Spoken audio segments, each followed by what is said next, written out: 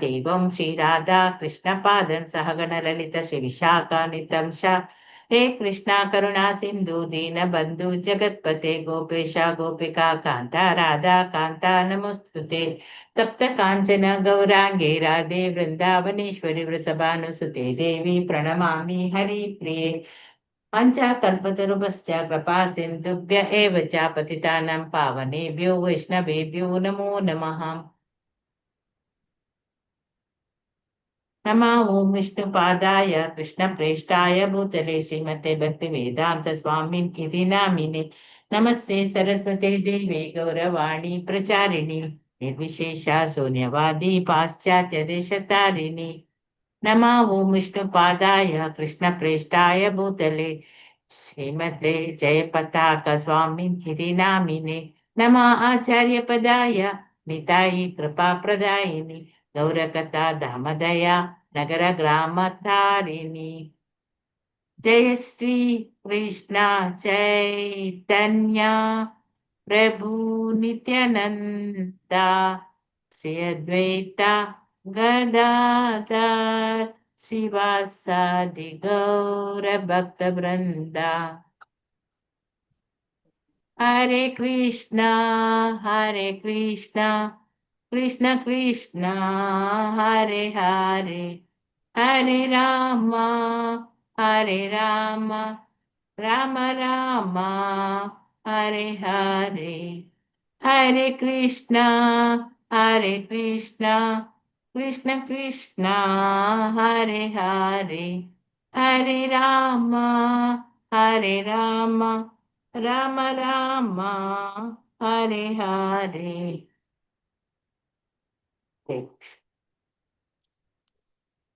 ओम नमो भगवते वासुदेवाय। ओम नमो भगवते वासुदेवाय। ओम नमो भगवते वासुदेवाय।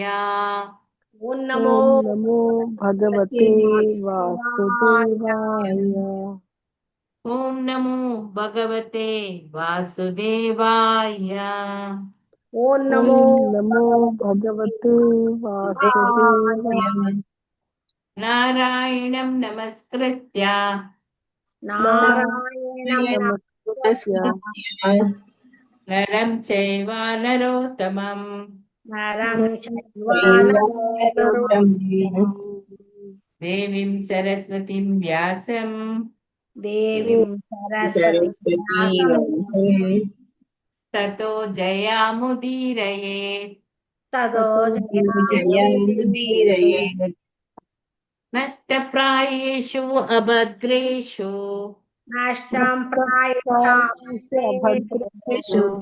नित्यं भागवत सेवया नित्यं भागवता सेवया भगवते उत्तमा श्लोके भगवती श्लोके भक्तिर्भवति नैष्टिकी भक्तिर्भवति नैष्टिकी।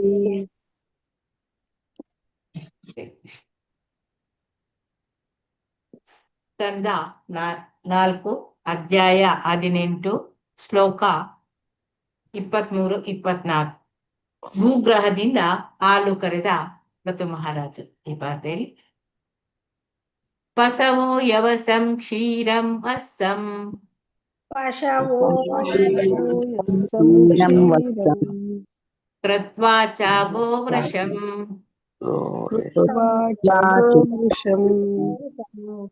ಅರಣ್ಯಪಾತ್ರೆ ಚ ದುಕ್ಷನ್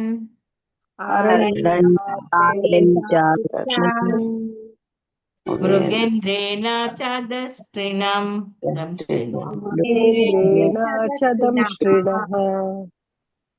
ಕ್ರವ್ಯದಾಹ ಪ್ರಾಣಿನಾ ಕ್ರವ್ಯಂ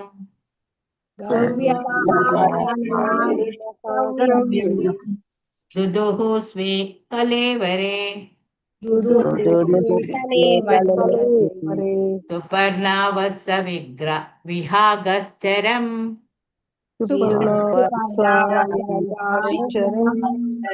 ಚಾಚರಮೇವ ಚ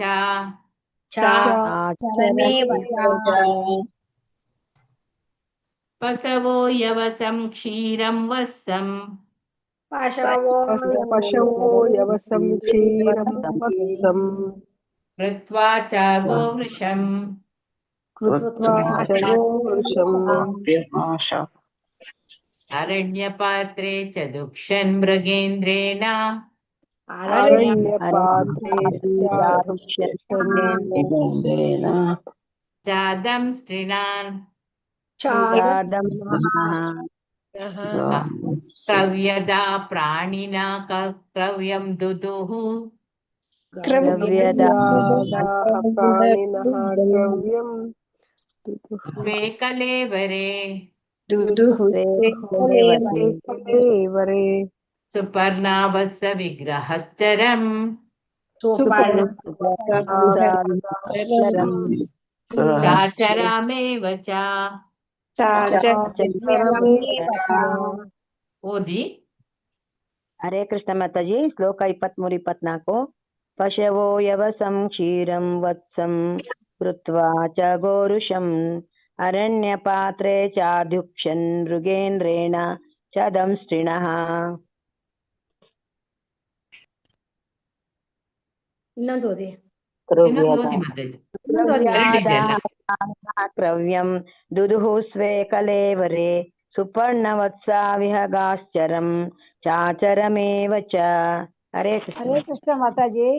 ಪಶುವೋ ಯವಸಂ ಕ್ಷೀರಂ ವತ್ಸಂ ಕೃತ್ವಾ ಚ ಗೋವೃಷಂ ಅರಣ್ಯ ಪಾತ್ರೆ ಚಾದುಕ್ಷಂ ಮೃಗೇಂದ್ರೇಣ ಚಾದಸ್ತಿನಃ क्रव्यादः प्राणिनः क्रव्यं दुदुः स्वे कलेवरे सुपर्णवत्सा विहगाश्चरं चाचरम् एव च. हरे कृष्ण माताजि. ಪಶುವೋ ಯವಸಂ ಶ್ಲೋಕ 23-24. ಪಶುವೋ ಯವಸಂ ಕ್ಷೀರಂ ವತ್ಸಂ ಕೃತ್ವಾ ಚ ಗೋವೃಷಂ ಅರಣ್ಯ ಪಾತ್ರೆ ಚ ದುಕ್ಷಾನ್ ಮೃಗೇಂದ್ರೇಣ ಚ ದೃಷ್ಟನಃ ಗವ್ಯದಾಹ ಪ್ರಾಣಿನ ಗ್ರವ್ಯಂ ದುದೂಹ ಸ್ವೇ ಕಲೇವರಂ ಸುಪರ್ಣವತ್ಸ ವಿಹಾಗ ಚರಂ ಚ ಅಚರಂ ಏವ ಚ. ಹರೇ ಕೃಷ್ಣ ಮಾತಾಜಿ.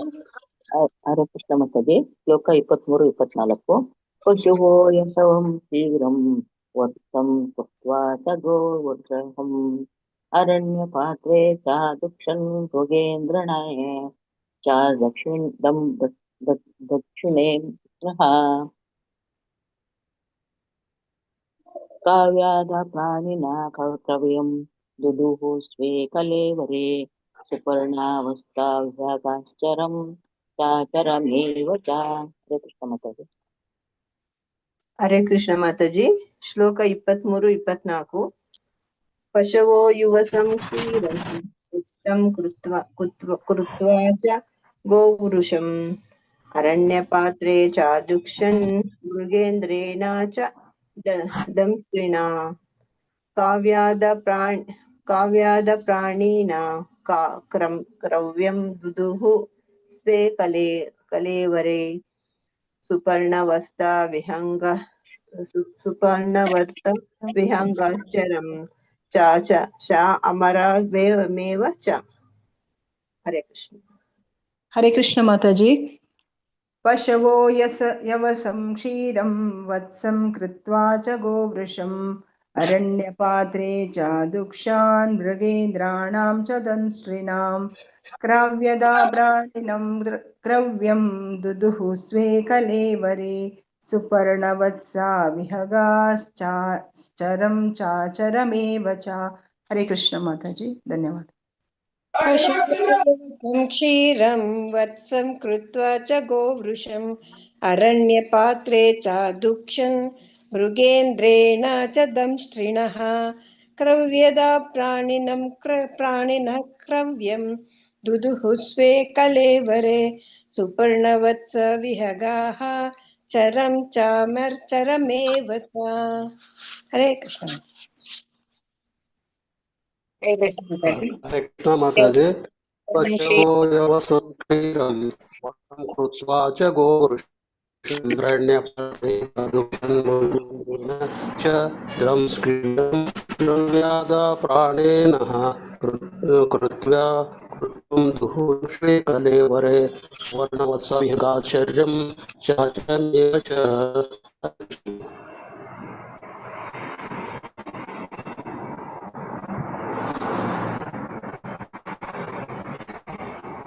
ಹರೇ ಕೃಷ್ಣ. ಪಸವ ಪಶುಗಳು, ಪಶುಗಳು, ಯವಸಮ ಹಸುರು ಹುಲ್ಲನ್ನು, ಹಸಿರು ಹುಲ್ಲನ್ನು, ಕ್ಷೀರಂ ಹಾಲನ್ನು, ಹಾಲನ್ನು, ವತ್ಸಂ ಕರುವನ್ನಾಗಿ, ಕರುವನ್ನಾಗಿ ಕೃತ್ವ ಮಾಡಿಕೊಂಡು, ಮಾಡಿಕೊಂಡು, ಚ ಕೂಡ, ಗೋವೃಷಂ ಶಿವನ ವಾಹನವಾದ ನಂದಿಯನ್ನು, ಗೋವೃಷಂ ಶಿವನ ವಾಹನವಾದ ನಂದಿಯನ್ನು, ಅರಣ್ಯ ಪಾತ್ರೆ ಕಾಡು ಎಂಬ ಪಾತ್ರೆಯಲ್ಲಿ, ಅರಣ್ಯ ಪಾತ್ರೆ ಕಾಡು ಎಂಬ ಪಾತ್ರೆಯಲ್ಲಿ, ಚ ಕೂಡ, ಕೂಡ ಅದುಕ್ಷಣ ಕರೆದುಕೊಂಡವು,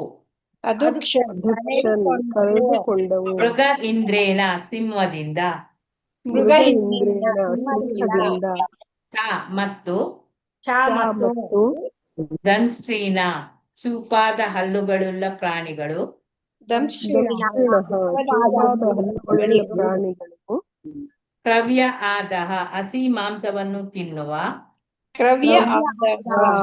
ಹಸಿ ಮಾಂಸವನ್ನು ತಿನ್ನುವ, ಪ್ರಾಣಿನಃ ಎಲ್ಲಾ ಜೀವಿಗಳು, ಎಲ್ಲ ಜೀವಿಗಳು,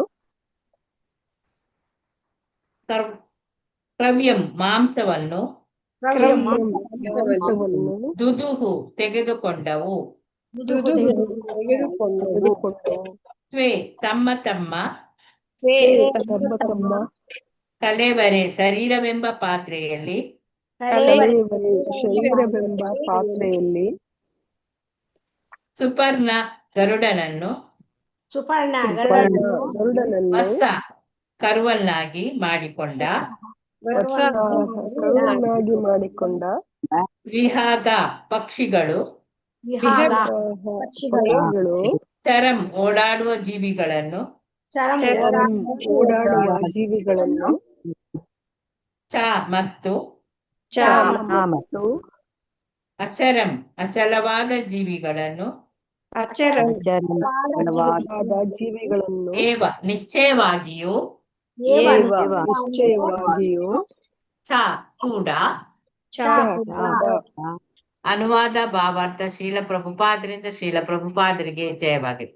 ಹಸುಗಳೇ ಮೊದಲಾದ ಚತುಷ್ಟಾದಿಗಳು ಶಿವನ ವಾಹನವಾದ ವೃಷಭನನ್ನು ಕರುವನ್ನಾಗಿ ಮಾಡಿಕೊಂಡು ಅರಣ್ಯವನ್ನೇ ಪಾತ್ರೆಯನ್ನಾಗಿಸಿ ಹಚ್ಚ ಹಸಿರು ಹುಲ್ಲನ್ನು ತಮ್ಮ ಆಹಾರವನ್ನಾಗಿ ಒದಗಿಸಿಕೊಂಡವು. ಮಾಂಸಾಹಾರಿಯಾದ ಹುಲಿಯೇ ಮೊದಲಾದ ಕ್ರೂರ ಮೃಗಗಳು ಸಿಂಹವನ್ನು ಕರುವನ್ನಾಗಿಸಿಕೊಂಡು ಮಾಂಸವನ್ನು ತಮ್ಮ ಆಹಾರವನ್ನಾಗಿ ಒದಗಿಸಿಕೊಂಡವು. ಪಕ್ಷಿಗಳೆಲ್ಲ ಸೇರಿ ಗರುಡನನ್ನು ಕರುವನ್ನಾಗಿಸಿ ಭೂಮಿಯಿಂದ ಚಲಿಸುವ ಕೀಟಗಳು ಚಲಿಸದ ಹುಲ್ಲು ಹಾಗೂ ಸಸ್ಯಗಳ ರೂಪದಲ್ಲಿ ತಮ್ಮ ಆಹಾರವನ್ನು ಪಡೆದವು. ನನ್ನ ಹಿಂದೆ ಹೇಳಿ. ಹಸುಗಳೇ ಮೊದಲಾದ ಚತುಷ್ಟಾದಿಗಳು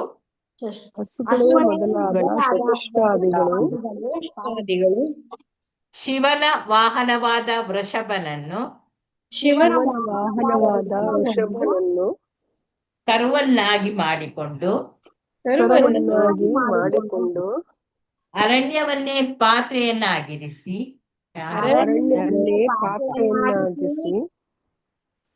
ಹಚ್ಚ ಹಸಿರು ಹುಲ್ಲನ್ನು ತಮ್ಮ ಆಹಾರವನ್ನಾಗಿ ಒದಗಿಸಿಕೊಂಡವು.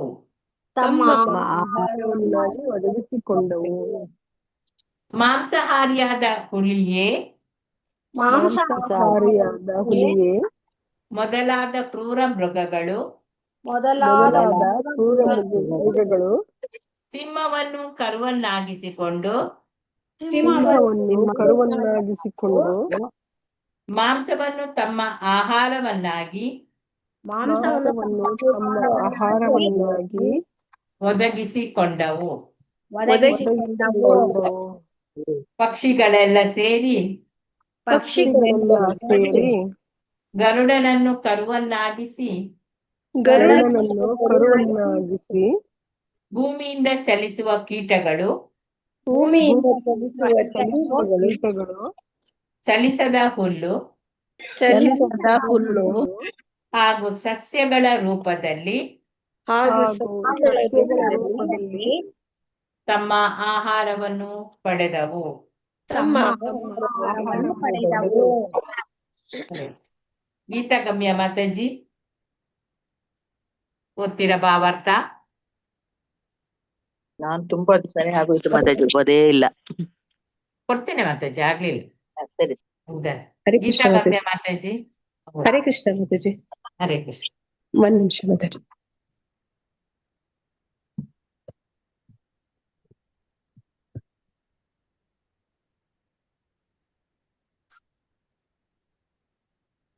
ಸಿಂಹವನ್ನು ಕರುವನಾಗಿಸಿಕೊಂಡು ಮಾಂಸ ಅಲ್ಲಿಂದ ಅಲ್ವಾ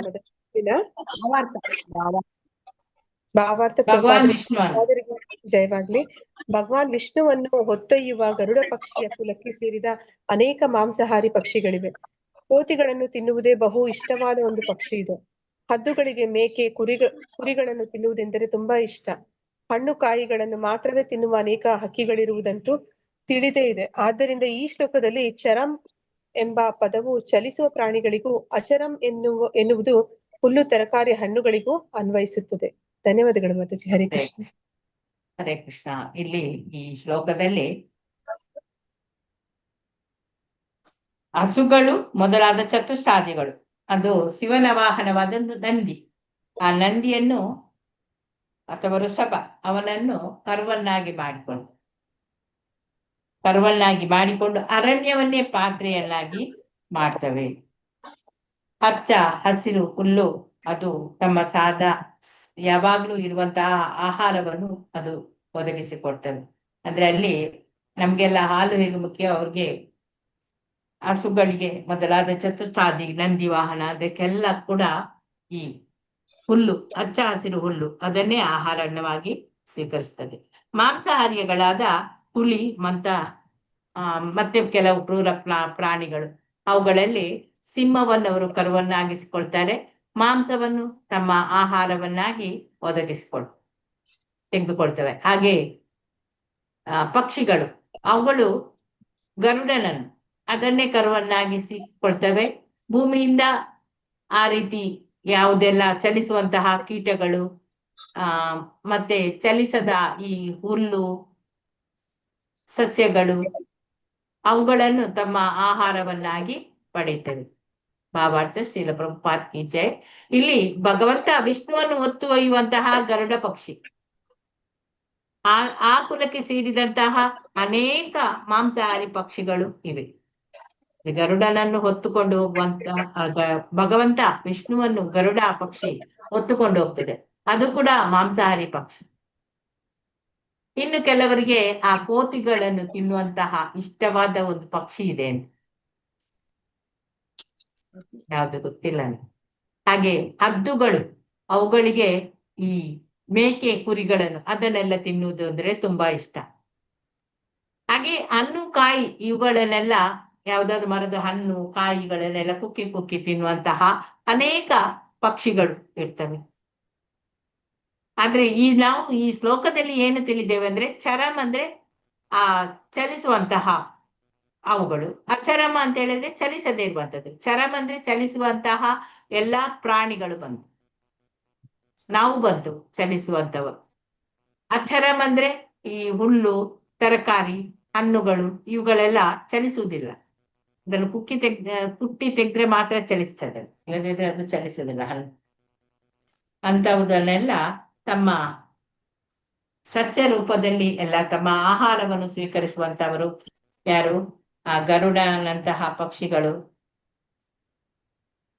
ಅವುಗಳಿಗೆ ಯಾವುದು ಇಷ್ಟವೋ ಅದನ್ನು ಅದು ಭೂಮಿಯಿಂದ ಪಡೆದುಕೊಂಡು ಆ ಕೀಟ ಅದನ್ನೆಲ್ಲ, ಮತ್ತೆ ಕೆಲವು ಈ ಸಸ್ಯಾಹಾರಿ ಪಕ್ಷಿಗಳು ಇರ್ತವೆ, ಅವುಗಳೆಲ್ಲ ಈ ಹುಲ್ಲು ಸಸ್ಯ ಇಂಥದನ್ನೆಲ್ಲ ತಮ್ಮ ಆಹಾರವನ್ನಾಗಿ ಪಡೆದುಕೊಳ್ತದೆ. ಇನ್ನು ಕ್ರೂರ ಮೃಗಗಳು ಎಲ್ಲ ಸಿಂಹವನ್ನು ಕರುವನ್ನಾಗಿಸಿಕೊಂಡು ಮಾಂಸಾಹಾರವನ್ನು ಸೇವಿಸ್ತದೆ. ಹಾಗೆ ನಂದಿ, ವೃಷಭ, ಅದನ್ನು ಹಸುಗಳೆಲ್ಲ ಕರುವನ್ನಾಗಿಸಿ ಮಾಡಿಕೊಂಡು ಎಲ್ಲ ಹಚ್ಚ ಹಸಿರು ಈ ಅರಣ್ಯವನ್ನೇ ಒಂದು ಪಾತ್ರೆಯಾಗಿ ಮಾಡ್ತದಂತೆ. ಅಂದ್ರೆ ಇಡೀ ಅರಣ್ಯದಲ್ಲಿರುವಂತಹ ಹಚ್ಚ ಹಸಿರು ಹುಲ್ಲು ಇವುಗಳನ್ನೆಲ್ಲ ಅವುಗಳು ಮೇಯ್ತವೆ, ತಿಂತವೆ. ಅದನ್ನು ಪಾತ್ರೆಯನ್ನಾಗಿ ಹಾಲನ್ನಾಗಿ ಮಾಡಿದಾಗೆ ಮಾಡ್ತವೆ. ಹಾಗೆ ಶ್ಲೋಕ 25.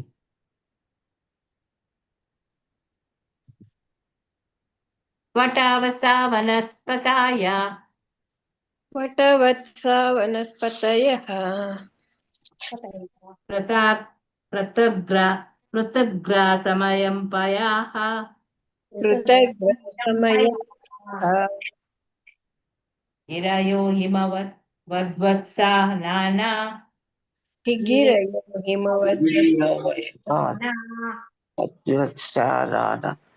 ನಾನಾ ಧಾತುನ್ ಸ್ವಾಸ್ವಾನುಸು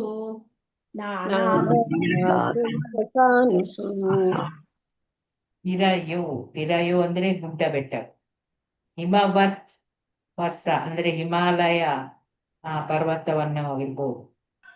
ನೋಡೋಣ ಮತ್ತೆ ಬರ್ತದಲ್ಲ, ಇದನ್ನು ಓದಿ ಮಾತಾಜಿ. ಯಾರು ವಟವಸ್ತ ವನಸ್ಪತಿಯ ಮೃದಗ್ರ ರಸಮಯಂ ಪಯಃ ಗಿರಿಯೋ ಹಿಮವತ್ ವಸ್ತ ನಾನಾ ಧಾತುನ್ ಸ್ವಸಾನುಸು. ಹರೇ ಕೃಷ್ಣ ಮಾತಾಜಿ. ವಟವತ್ಸ ವನಸ್ಪತಯಃ ಪೃಥಗ್ರ ಸಮಯಂ ಪಯಃ ಗಿರಿಯೋ ಹಿಮವತ್ವತ್ಸ ನಾನಾ ಧಾತುನ್ ಸ್ವಸಾನುಷು. ಹರೇ ಕೃಷ್ಣ. ಓದಿ ಮಾತಾಜಿ. ಓದಿ ಮಾತಾಜಿ.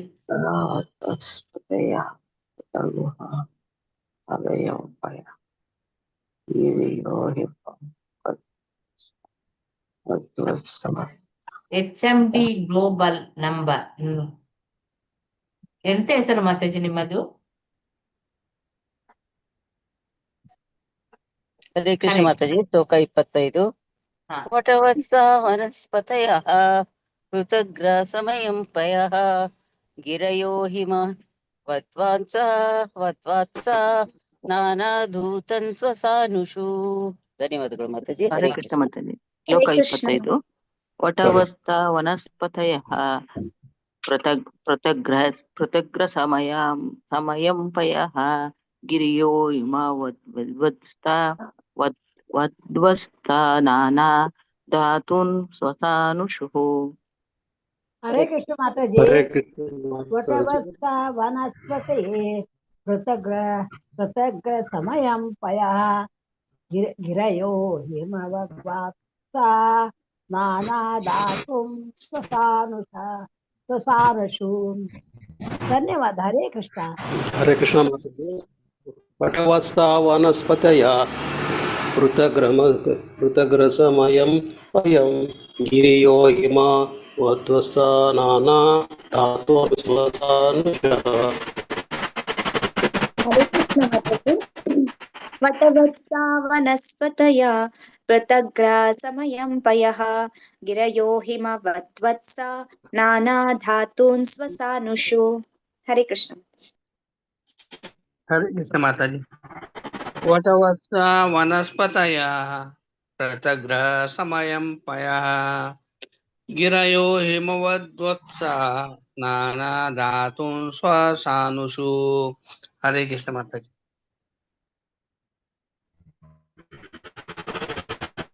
ಹರೇ ಕೃಷ್ಣ. ವಟವತ್ಸ ಆಲದ ಮರವನ್ನು ಕರುವನ್ನಾಗಿ ಮಾಡಿಕೊಂಡ. ವಟವತ್ಸ ಆಲದ ಮರವನ್ನು ಕರುವನ್ನಾಗಿ ಮಾಡಿಕೊಂಡ.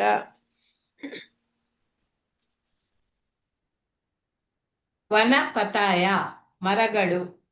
ವನಪತಯ ಮರಗಳು. ಪೃಥಕ್ ಬೇರೆ ಬೇರೆಯಾದ. ಪೃಥಕ್ ಬೇರೆ ಬೇರೆಯಾದ. ರಸಮಯಂ ರಸಗಳ ರೂಪದಲ್ಲಿ. ರಸಮಯಂ ರಸಗಳ ರೂಪದಲ್ಲಿ. ಪಯಃ ಹಾಲನ್ನು. ಪಯಃ ಹಾಲನ್ನು. ಗಿರಾಯ ಗುಡ್ಡ ಬೆಟ್ಟಗಳು. ಗಿರಯ ಗುಡ್ಡ ಬೆಟ್ಟಗಳು. ಹಿಮಾವತ್ ವತ್ಸಾಹ ಹಿಮಾಲಯವನ್ನು ಕರುವನ್ನಾಗಿ ಮಾಡಿಕೊಂಡ. ಹಿಮವತ್ ವತ್ಸಾಹ ಹಿಮಾಲಯವನ್ನು ಕರುವನ್ನಾಗಿ ಮಾಡಿಕೊಂಡ. ನಾನಾ ತರದ ನಾನಾ ತರಹದ ಧಾತೂನ್ ಖನಿಜಗಳನ್ನು ಧಾತೂನ್ ಖನಿಜಗಳನ್ನು ತಮ್ಮ ತಮ್ಮ ಸಾನುಸು ಶಿಖರಗಳಲ್ಲಿ ಸಾನುಷು ಶಿಖರಗಳಲ್ಲಿ. ಅನುವಾದ ಶ್ರೀಲ ಪ್ರಭುಪಾದರಿಗೆ ಜಯವಾಗಲಿ. ಮರಗಳು ವಟವೃಕ್ಷವನ್ನು ಕರುವನ್ನಾಗಿ ಮಾಡಿಕೊಂಡು ಹಲವು ಬಗೆಯ ಮಧುರ ರಸಗಳ ರೂಪದಲ್ಲಿ ಭೂದೇವಿಯಿಂದ ಹಾಲನ್ನು ಕರೆದುಕೊಂಡವು. ಪರ್ವತಗಳಾದರೂ ಹಿಮಾಲಯವನ್ನೇ ಕರುವಾಗಿಸಿ ಶಿಖರಗಳೆಂಬ ಪಾತ್ರೆಯಲ್ಲಿ ನಾನಾ ವಿಧವಾದ ಖನಿಜಗಳನ್ನು ಕರೆದುಕೊಂಡವು. ಇಲ್ಲಿ ನನ್ನ ಹಿಂದೆ ಮರಗಳು ವಟವೃಕ್ಷವನ್ನು ಕರುವನ್ನಾಗಿ ಮಾಡಿಕೊಂಡು ಮರಗಳನ್ನು ವಟವೃಕ್ಷವನ್ನು ಕರುವನ್ನಾಗಿ ಮಾಡಿಕೊಂಡು ಹಲವು ಬಗೆಯ ಮಧುರ ರಸಗಳ ರೂಪದಲ್ಲಿ ಭೂದೇವಿಯಿಂದ ಹಾಲನ್ನು ಕರೆದುಕೊಂಡವು. ಪರ್ವತಗಳಾದರೂ ಹಿಮಾಲಯವನ್ನೇ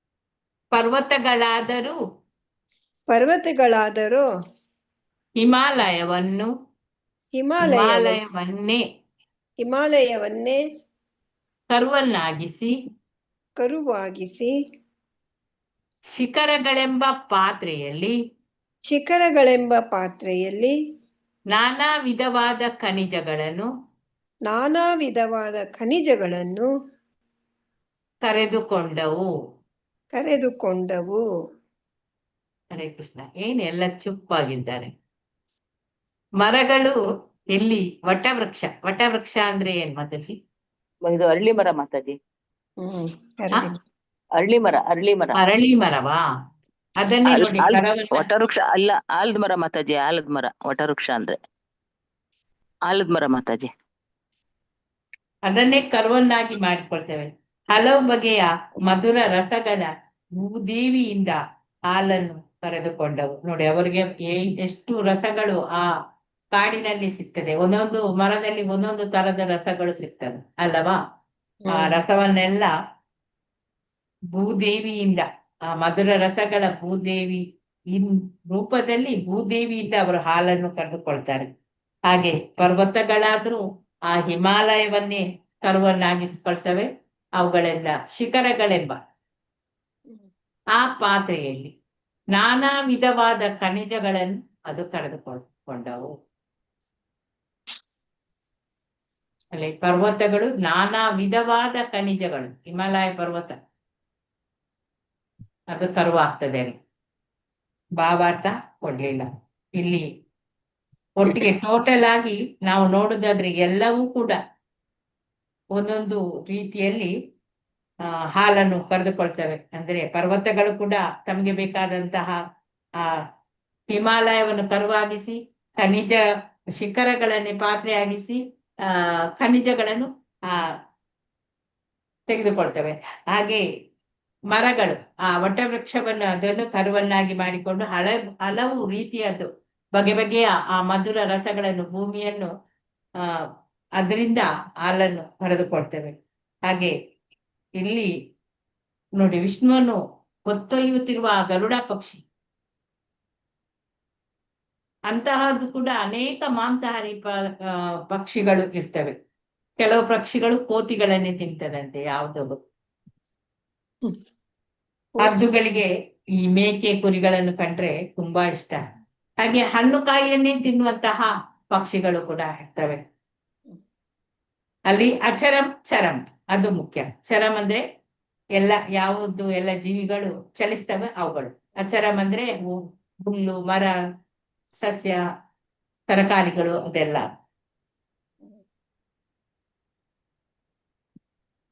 ಹಿಂದಿನ ಶ್ಲೋಕದಲ್ಲಿ ನಾವು ನೋಡಿದ ಹಾಗೆ ಅಲ್ಲಿ ಯಾವುದು ಆ ಹೆಡೆ ಇಲ್ಲದ ಹಾವು, ಹೆಬ್ಬಾವು, ಚೇಲು ಇವುಗಳೆಲ್ಲ ಏನ್ ಮಾಡ್ತವೆ?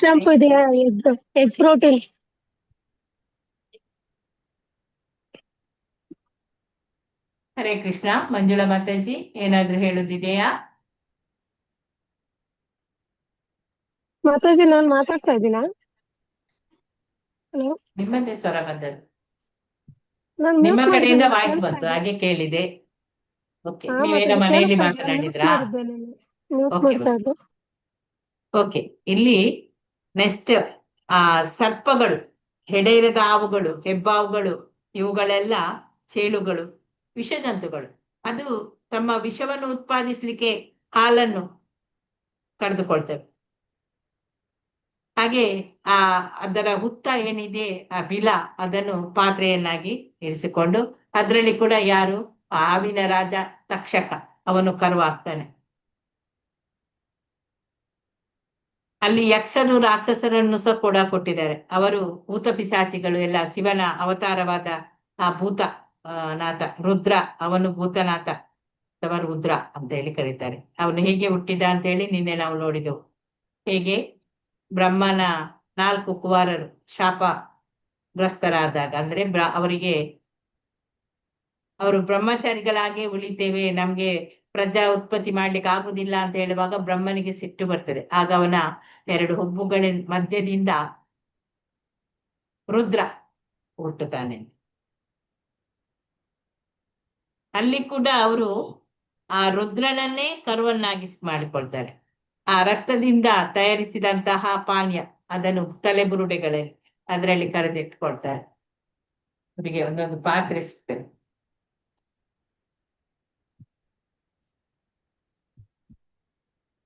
ಹರೇ ಕೃಷ್ಣ. ಏನಾದ್ರೂ ಹೇಳುದಿದ್ರೆ ಹೇಳ್ಬೋದು.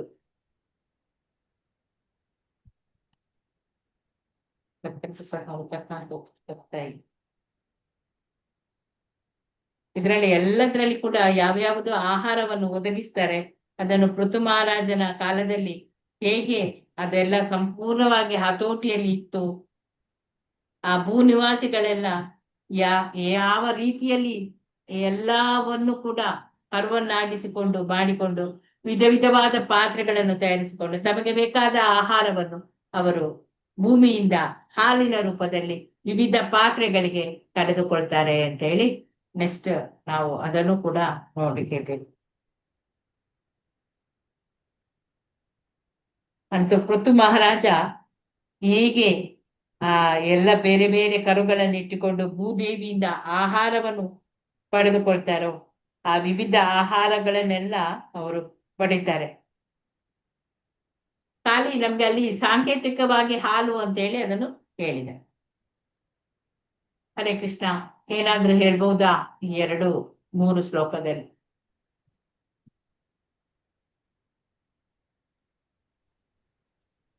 ಪದ್ಮ ಮಾತಾಜಿ ಏನಾದ್ರೂ ಹೇಳುವುದಿದೆಯಾ? ನೀವೇ ಹೇಳಿದ್ರಲ್ಲ ಮಾತಾಜಿ, ಫಸ್ಟ್ ಇಂದಾನು ಹೇಳಿದ್ರಿ ನೀವೇ. ಚೆನ್ನಾಗಿ ಅರ್ಥ ಆಗೋಂಗೆ ಹೇಳಿದಿರಲ್ವಾ, ಇನ್ ಕೇಳೋದಿನ್ನೇನ್ ಇರುತ್ತವಾ. ಇದು ತುಂಬಾ ಒಂಥರ ಕೇಳಕ್ಕೂ ಚೆನ್ನಾಗಿದೆ, ಓದಕ್ಕೂ ಚೆನ್ನಾಗಿದೆ. ಇದು ಫಸ್ಟ್ ನಂಗೆ ಅದೊಂದು ಮಾತ್ರ ಗೊತ್ತಾಗ್ಲಿಲ್ಲ ಮಾತಾಜಿ, ಯಾವ್ದದು ಕೋತಿ ತಿನ್ನುವಂತಹ ಪಕ್ಷಿ ಇದೆ ಅಂತೆಲ್ಲ. ಅಲ್ಲ, ಕೋತಿಗಳನ್ನು ತಿನ್ನೋ ಪಕ್ಷಿ ಅಂತ ಅದು ಯಾವ್ದು, ಕೋತಿಗಳನ್ನೇ ತಿನ್ನುತ್ತಂತ ಆ ಪಕ್ಷಿ ಯಾವ್ದು ಅಂತ ಗೊತ್ತಿಲ್ಲ ಮಾತಾಜಿ. ಅಂದಾಜು ನೋಡ್ಬೇಕು, ಮತ್ತೆ ನಾವು ಹುಡುಕ್ಬೇಕು ಇಂಟರ್ನೆಟ್ ಅಲ್ಲಿ. ಯಾರಿಗಾದ್ರೂ ಗೊತ್ತಿದೆ? ಮುರಳೀಧರ್ ಪ್ರಭುಜಿ ಗೊತ್ತಿದೆಯಾ? ಹರೇ ಕೃಷ್ಣ. ಇಲ್ಲವ ಅವರು? ಪ್ರೇಮರಾಘವ ಮಾತಾಜಿ ಗೊತ್ತಿದೆಯಾ ಕೋತಿಗಳನ್ನು ತಿನ್ನುವಂತ ಪಕ್ಷಿ? ಈ ಹದ್ದುಗಳು ಅಷ್ಟೇ ಮಾತಾಜಿ, ಕುರಿ ಮೇಕೆಗಳನ್ನ ತಿನ್ಬೇಕಾದ್ರೆ ಸತ್ತೋದ್ಮೇಲೆ ತಿನ್ನೋದು, ಬದುಕಿರುವಾಗ ತಿನ್ನಕ್ಕಾಗಲ್ಲ ಅವು. ಓ, ಅದು ಹಾಗೆ ಉಂಟಾ? ಹೌದು ಮಾತಾಜಿ, ಸತ್ತೋದ್ಮೇಲೆ ತಿನ್ನಕ್ಕಾಗಲ್ಲ ಹದ್ದುಗಳಿಗೆ. ಬದುಕಿದಾಗ ಹೆಂಗ್ ತಿನ್ನಕ್ ಸಾಧ್ಯ? ಅದು ಹತ್ರಕ್ಕೆ ಇದ್ ಮಾಡಲ್ಲ ಅದು. ಅದು ಸತ್ತೋದ್ಮೇಲೆ ತಿನ್ನೋದು. ಈ ಪಕ್ಷಿ ಯಾವ್ದು ಅಂತ ಗೊತ್ತಾಗ್ಲಿಲ್ಲ ಮಾತಾಜಿ, ಅದೊಂದು ಎಲ್ಲ ಕೇಳ್ಬೇಕು ಮಾತಾಜಿ. Eagle is famous. ಅದೇ ಹದ್ದು. ಅದು ಮೇಕೆ ಕುರಿಗಳನ್ನು ತಿಂತದೆ, ಆದ್ರೆ ಕೋತಿಗಳನ್ನು ತಿನ್ನುವುದು ಯಾವುದು ಒಂದು ಪಕ್ಷಿ? ಮಂಕಿ ಈಟಿಂಗ್ ಈಗಲ್ ಅಂತಾನೆ ಹಾಕಿದ್ದಾರೆ, ಫಿಲಿಪೈನ್ ಈಗಲ್. ಅದೇ, ಅದು ಸಹ ಒಂಥರದ ಹದ್ದೆ ಹಾಗಾದ್ರೆ. ಓಕೆ. ಅದೇ ರಣಹದ್ದು ಅಂತಾರಲ್ಲ ಮಾತಾಜಿ, ರಣಹದ್ದು ಅಂತಾರಲ್ಲ, ಅದಿರ್ಬೇಕೇನೋ. ಹೋಗ್ತಾ ಇದೆ ರಣಹದ್ದು. ಅದೊಂದು ಡೌಟ್ ಈಗ ಕ್ಲಿಯರ್ ಆಯ್ತು. ಇದು ಬರೀ ಮುರಳೀಧರ್ ಪ್ರಭುಜಿ, ಅನಂತ ಕುಲಕರ್ಣಿ ಪ್ರಭುಜಿ ಏನಾದ್ರೂ ಹೇಳಲಿಕ್ಕೆ ಇದೆಯಾ ಇದರ ಬಗ್ಗೆ? ಹೇಳಿ ಪ್ರಭುಜಿ. ಅದು ಅದೇ ಇದು ಪಕ್ಷಿಗಳು ತಿನ್ನೋದು ಸರಿ, ಕೋತೆಗಳು ತಿನ್ನೋ ಪಕ್ಷಿ ಆವಾಗಿನ ಕಾಲದಲ್ಲಿ ಇತ್ತು ಅಂತ ಕಾಣಿಸುತ್ತೆ. ದೊಡ್ಡ ಪಕ್ಷಿಗಳೆಲ್ಲ ಇತ್ತು ಮೊದಲೆಲ್ಲ. ಬಟ್ ಇವಾಗ ಏನು ಅಂತಂದ್ರೆ ಅದೇ ಅವ್ರು ಮೊದ್ಲು ಇನ್ನೊಬ್ರು ಹೇಳಿದ್ರು ಅದು ಸತ್ತೋಗಿರೋದನ್ನ ಇವೆಲ್ಲ ಕೆಲವು. ಆದ್ರೆ ವಲ್ಚರ್ ಅಂತ ಹೇಳಿ ಒಂದು ಪಕ್ಷಿ ಇದೆಯಲ್ಲ, ಅದು ಅಂದ್ರೆ ಇದು ಯಾವ್ದು ರಣಹದ್ದು. ಅದು ಚಿಕ್ಕ ಚಿಕ್ಕ ಕೋತಿ ಮರಿ ಸಿಕ್ಕಿದ್ರೆ ಅದನ್ನ ತಗೊಂಡ್ ಹೋಗ್ತದೆ ಅಷ್ಟೇ. ತುಂಬಾ ಚಿಕ್ಕದೇನಾದ್ರು ಬೈ ಚಾನ್ಸ್ ಸಿಕ್ಕಿದ್ರೆ ಅದು ತಿನ್ನುತ್ತೆ ಅಷ್ಟೇ. ಆದ್ರೆ ನಾವು ಯೋಚನೆ ಮಾಡ್ಬೇಕಾಗಿರೋದು ಇಲ್ಲಿ, ನಾನು ನಿನ್ನೆ ಹೇಳೋದು ಮರ್ತ್ಬಿಟ್ಟಿದ್ದೆ. ಅಲ್ಲಿ ನಮ್ಮ ಭಗವಾನ್ ವಚನದಲ್ಲಿ ಇದೆ, ಯುಕ್ತ ಆರವ್ಯಾರಸ್ಯ ಯುಕ್ತ ಶ್ರೇಷ್ಠಸ್ಯ ಕರ್ಮಸು ಯುಕ್ತ ಸತ್ನಾಮ ಬೋಧಸ್ಯ ಯೋಗ ಬೋಧಿ ದುಃಖ ಅಂತೇಳಿ ನಮಗೆ ಅಪ್ಲೈ ಆಗುವಂತದ್ದು. ನಾವು ಆ ಆಹಾರವನ್ನ ಎರಡೇ ವಿಷಯಕ್ಕೋಸ್ಕರ ಉಪಯೋಗಿಸ್ಬೇಕಂತೆ, ಜೀವ ಪೋಷಣೆ ಆರೋಗ್ಯ ಸಂರಕ್ಷಣೆಗೆ ಮಾತ್ರ ಉಪಯೋಗಿಸ್ಕೋಬೇಕು. ಹಾಗಾಗಿ ಅಲ್ಲಿ ನಾವು ಏನಾದ್ರು ಸಿಕ್ಕಿದ್ದು ಇಲ್ಲಿದ್ದು ಅಲ್ಲಿದ್ದು, ಆಮೇಲೆ ಓವರ್ಲೋಡು. ಆಕ್ಚುಲಿ ಆಯುರ್ವೇದ ರೀತಿಯ ಬೆಳಿಗ್ಗೆ ಮಧ್ಯಾಹ್ನ ಸಾಯಂಕಾಲ ಈ ಮೂರರಲ್ಲಿ ಬೆಳಿಗ್ಗೆದು 75% ಮಾತ್ರ ನಿಮಗೆ ಎಷ್ಟು ಕೆಪಾಸಿಟಿ ಆದ್ರೆ 75% ತಿಂದ್ರೆ 25% ಗಾಳಿ ಆಡಕ್ ಬಿಟ್ರಿ ಅಂತಿದೆ. ಮಧ್ಯಾಹ್ನದ 50%, ರಾತ್ರಿ 25% ಬರ್ತಿದೆ. ಯಾಕಂದ್ರೆ ಒಳಗಡೆ ಅದು ವಾಯು ಸಂಚಾರ ಆಗಿ ನಮ್ದೆಲ್ಲ ಚೆನ್ನಾಗಿ ಜೀರ್ಣ ಆಗಬೇಕಾದ್ರೆ. ಆದ್ರೆ ನಾವು ಎಷ್ಟೋ ಸಲ ನಮಗೆ ಲಿಮಿಟ್ ನಮ್ಗೆ ಗೊತ್ತಿರ್ತಂದ್ರೆ ಸ್ವಲ್ಪ ಇದಾಗಿರೋರಿಗೆ, ಯಾರೋ ಮೆಚೂರ್ ಆಗಿರೋರಿಗೆ, ಕೃಷ್ಣ ಅವ್ರಿಗೆ ಲಿಮಿಟ್ ಗೊತ್ತಿರ್ತದೆ. ಲಿಮಿಟ್ ಗೊತ್ತಿಲ್ಲದೆ ಅಲ್ಲಿ ಇಲ್ಲಿ ಸಿಕ್ಕಿದ್ದೆಲ್ಲ ತಿಂದು ಆ ಕಾಫಿ ಟೀನ ಒಂದು ಸುಮಾರು ಸಲ ಕುಡಿದು ಇದೆಲ್ಲ ಮಾಡಿ ನಾವೇ ನಮ್ಮ ಕೊಟ್ಟಿರೋ ಯಂತ್ರಾರೂಢ ನಿಮಾಯ ಅಂತ ಅದನ್ನ ನಾವು ಹಾಳು ಮಾಡ್ಕೋತಾ ಇದೀವಿ. ಇದು ನಮಗೆ ಅಪ್ಲಿಕೇಬಲ್ ಇವಾಗ ಸದ್ಯಕ್ಕೆ. ಹಾಗಾಗಿ ಈ ವಿಷಯವನ್ನು ಯೋಚನೆ ಮಾಡೋಕ್ಕಾಗುತ್ತೆ ಅಂತ ನನ್ನ ಅಭಿಪ್ರಾಯ. ಹರೇ ಕೃಷ್ಣ. ಹರೇ ಕೃಷ್ಣ ಪ್ರಭುಜಿ, ಧನ್ಯವಾದಗಳು.